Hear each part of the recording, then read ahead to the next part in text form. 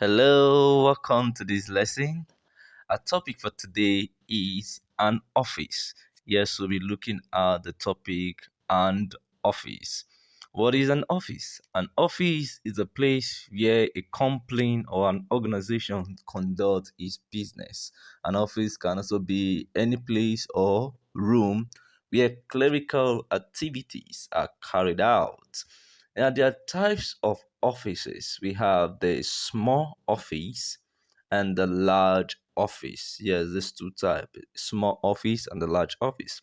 Now let's begin with the small office. What is a small office? A small office is the workers are not many because small organization have small volume of clerical activities. So that's why it is described as small.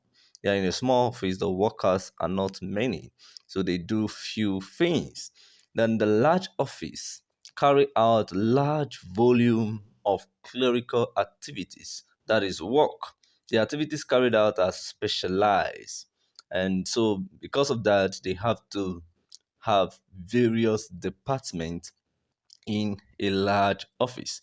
Yeah, they can have administrative department, financial department, transportation department, and accounting department, and many more because it is a large office. So they have more things to do. Now, what are the difference between the small office and the large office? Number one difference, the small office staff strength is few. So they have, let's say, 10 staff or less than 10. But in a large office, the staff strength is large. They have a lot of workers doing different things. There is division of labor. Then, secondly, we in a small office, the office equipment used are few because the office is small. So definitely, we have few equipment to work with. But in a large office, the office equipment are many. Yes, because they have a lot of workers, so they will definitely have a lot of equipment to work with. Then in a small office, the employees employer relationship is close.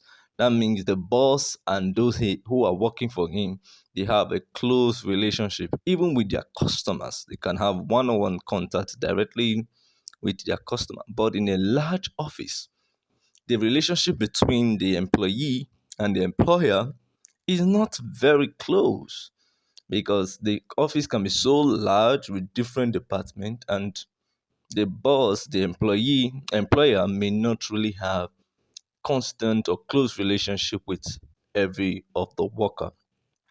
Then also in a small office, departments are not usually created. They don't need it because there is no division of labor. But in a large office, departments are usually created. Like I explained in the beginning, you can see, okay, in a large office, they have the administrative department, they are specialized in administrative duty, the accounting department, they are specialized in keeping financial record, and many others. What are the advantages of a small office? Number one, in a small office, there's increased concentration. Yes, the workers can concentrate because there is no distraction or moving up and down of people. So there is increased concentration. Number two, noise is reduced to the barest minimum because there are no much people in a small office. There won't be noise. Then number three, the ability to develop close relationship is there. In a small office, the workers and the employer they can relate closely. So you see, they can develop close relationship. But there are also disadvantages of a small office. And one of the disadvantage of a small office is that it can only take a few things. When an office is small, you can put a lot of things in it. Then, secondly, it does not encourage division of labor. You see one person doing almost everything. So it does not encourage division of labor. And that person may not be really, really productive. So these are the disadvantage of a small office. Okay, let's move to the large office.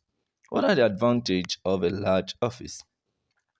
Number one, it can be divided into functional departments: marketing department, the file department, the transportation department, accounting department. You can see it can be divided. And number two, it can provide social and welfare service like staff medical facility. Yes, in large organization, they can provide this social and welfare service for their staff because it's large, so they have the capacity to do that. The workers enjoy teamwork in their respective departments. Here you can see those who studied accounting, who are accountants working in the accounting department, they can work together to produce a result, to get a result. So you see there is teamwork. That's the reason for the different departments that are being created in the large office. Division of labor. All right, the disadvantages of a large office. Number one, there is a high level of distraction. Yes, when a large office have so many staff, workers, employee, so there's bound to be some level of distraction. People moving up and down, doing this and that, and sometimes they can get into some discussion. So you see distraction, even gossiping. Yeah. Then secondly, there is no privacy because everybody tend to be working together, moving everywhere, so no privacy. And also the workers are limited to what they do every day. Those who are in the accounting department only do those things that are accounting related. They cannot go and function in another department. You see, they are just restricted to one particular thing every day. They can't do any other thing. It makes them not to develop other skills. So that is, or that these are the disadvantage of a large office. Now let's move further to the function of an office. Why do organization or company create offices? Number one, giving information. Yes, you get information from an office. Then also the office also arrange informations. They make sure every informations are put in files. That's why you go to, for example, in a school, you see the file room.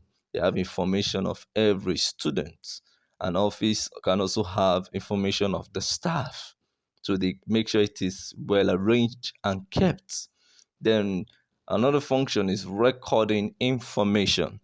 Yes, the office take records, details of everything happening in the company or an organization. Then processing information.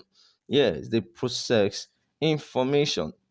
That is another thing. Is a place where there is a place for processing information they receive for use.